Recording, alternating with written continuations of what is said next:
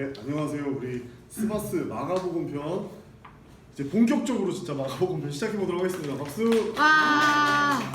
우리가 지금 전까지는 두 번의 시간에는 신약 성경 전체에 대한 어떤 개관과 틀거리를 만들었고 또 마가복음이 역사적으로 어떤 상황 가운데 있는지를 알아봤어요. 근데 지금부터는 이제 여러분 지금 시간 너무 꼭 집중해야 돼. 너무 중요해요. 왜냐하면 우리가 이 4주 동안 마가, 마태, 누가, 요한복음에 대해서 공부할 건데 이 마가복음 첫 번째 책을 잘 해놔야 나머지 책들이 이해가 되고 구분이 되고 차이점들이 있어요.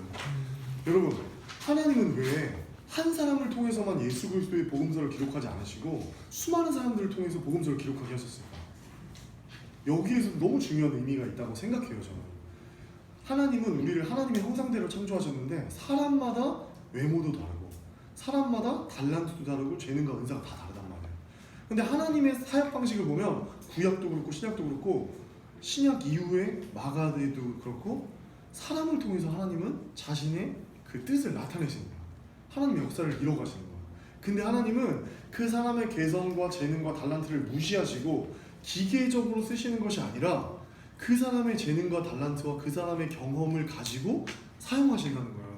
네. 그래서 우리가 마가복음을 공부할 때 너무 중요한 관점이 뭐냐면 마가의 문체가 있고 마가가 누렸던 그 AD 70년경의 역사적 상황이 있고 마가의 재능과 달란트가 담겨져서 예수 그리스도에서 기록했다는 거예요.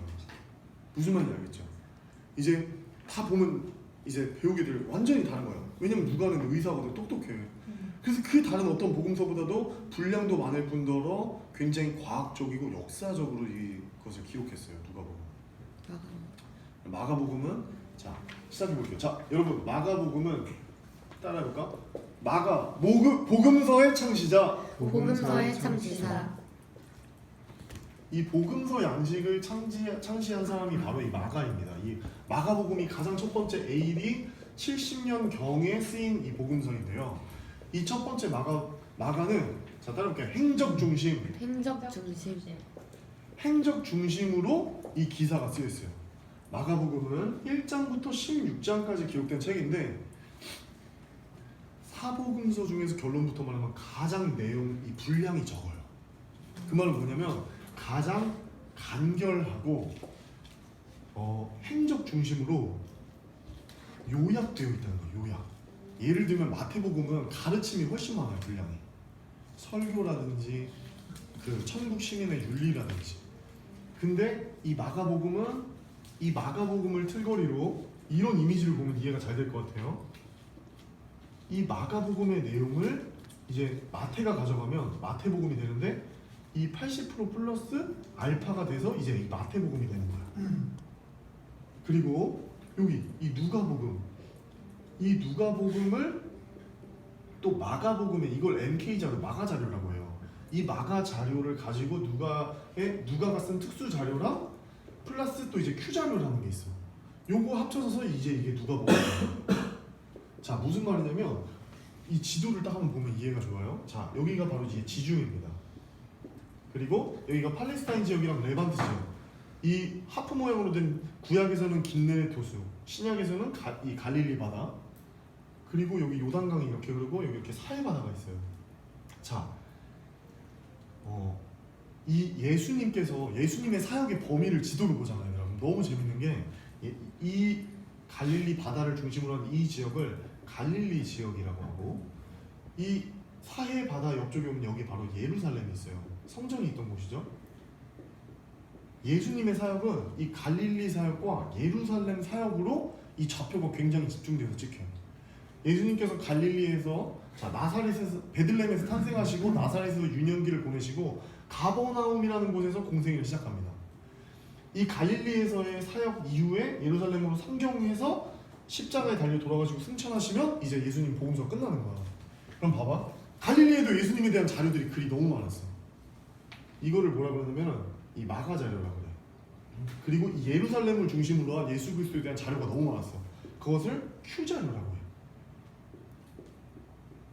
근데 이 마가복음에 쓰였던 이 마가 자료가 가장 기초가 되는데 이 Q 자료는 뭐냐면 이해하기 쉽게 말하면 누가복음이랑 마태복음이 공통으로 취하고 있는 자료야. 이 마가 자료에는 없는 특수 자료. 그래서 마태복음이랑 누가복음에는 공통적으로 나오는데 교집합인 같은 내용인데 마가복음에 없는 내용들이 있어요. 이거를 큐자료라 그래요. 그럼 이 마태도 구성되는 게 보면 마가복음을 보고 썼고 큐자료 합친 다음에 마태만이 썼던 다른 복음서에 어디도 나오지 않은 이 마태 특수 자료를 쓴 것이 합쳐지면 이제 마태복음이 되는 거야. 무슨 말인지 알겠지?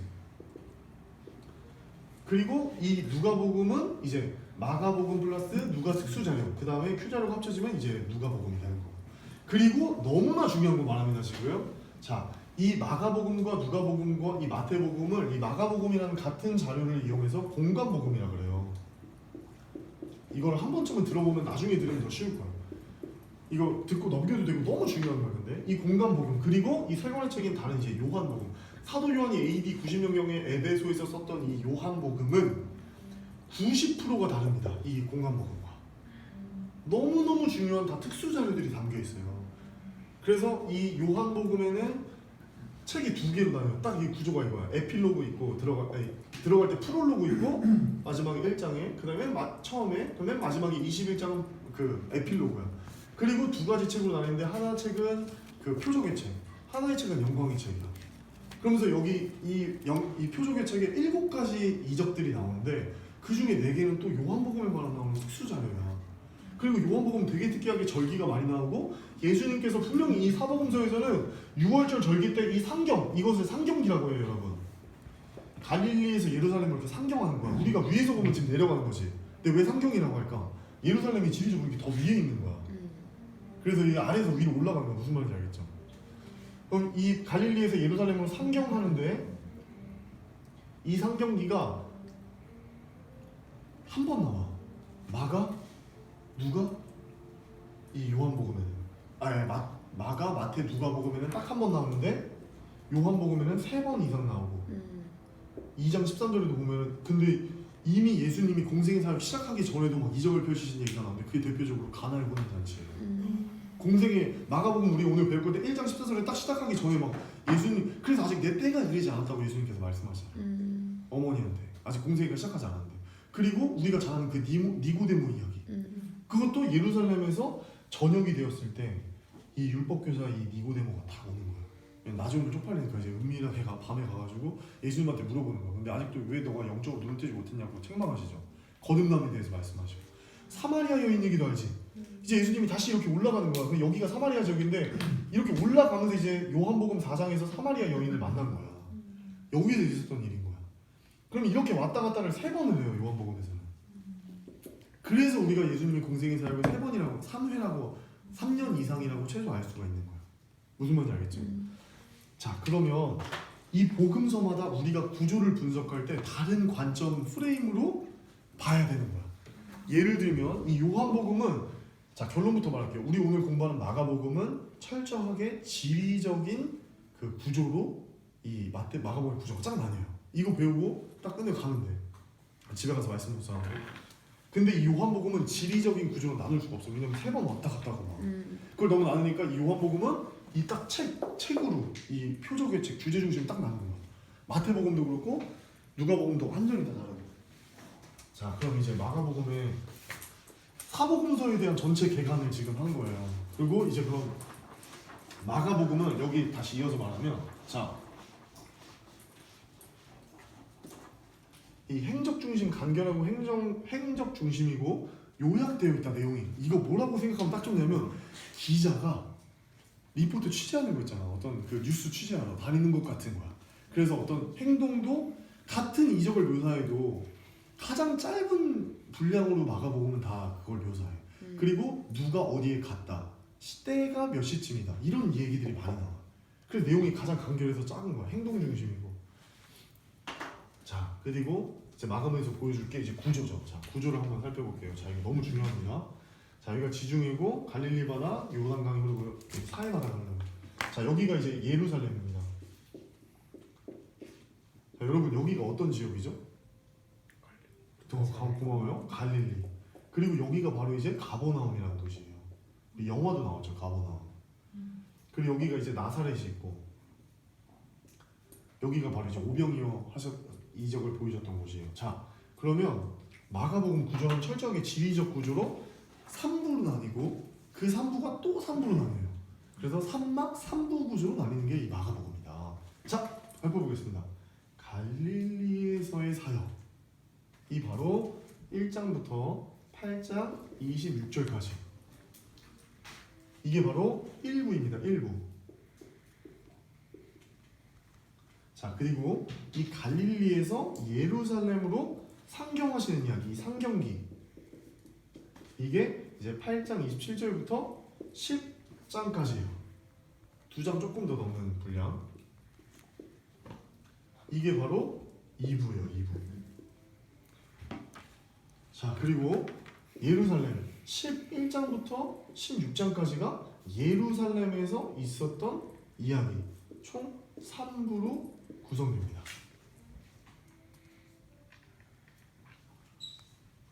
자, 여러분, 이 마가복음에서 이제 또 하나 절대 빼놓을 수 없는 두 가지가 있는데 바로 이 고난의 복음이고 이 마가복음은, 그리고 이 마가복음은 마르키스 복음이라고 하는데, 그리고 동시에 이 마가복음은 가장 중요한 게 이거예요. 따라볼까? 제자도. 따라볼까? 제자도.